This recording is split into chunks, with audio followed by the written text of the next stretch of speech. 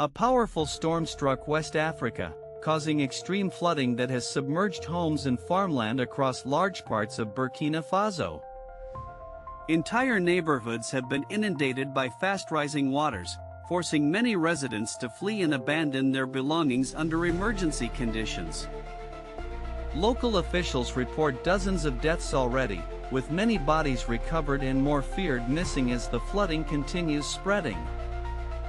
Critical roads and bridges have collapsed or remain underwater, isolating communities far from essential services and complicating relief delivery attempts. Waterborne diseases are spreading fast, with health clinics overwhelmed and sanitation systems failing, threatening vulnerable populations in both urban and rural areas. Emergency shelters are struggling to cope with sudden influxes of displaced families, as overcrowding increases tensions and raises concerns about basic hygiene. Farmers have lost most of their harvests, worsening food insecurity in a region already fragile due to ongoing droughts and economic instability.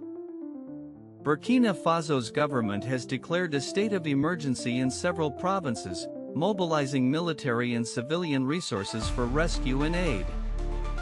International agencies have dispatched teams to assist, supplying food, clean water, and medical kits to affected populations near flood zones. Local leaders warn that without robust flood control systems, seasonal storms may produce even greater devastation in the coming years. Efforts to rebuild are complicated by damaged infrastructure and limited funds, leaving many communities uncertain about how to return to normal. Some survivors report escaping through rooftops and climbing trees, desperate to avoid rising water that engulfed homes overnight. Authorities are prioritizing cleanup operations to prevent disease outbreaks, focusing on exhuming bodies and establishing temporary burial sites. Psychological impacts are growing. Many residents express trauma after losing loved ones, livelihoods, and homes in just hours. Volunteer groups have formed spontaneously, distributing relief supplies and helping rescue teams navigate flooded terrain using boats and motorbikes.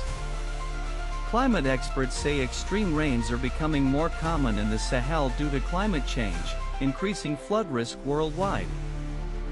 Some villages remain completely cut off, accessible only by air or foot, complicating evacuation efforts and prolonging human suffering.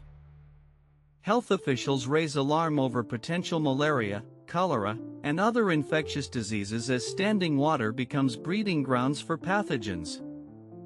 Although the rainy season is ending, officials fear secondary hazards such as water contamination, structural collapse, and landslides during cleanups.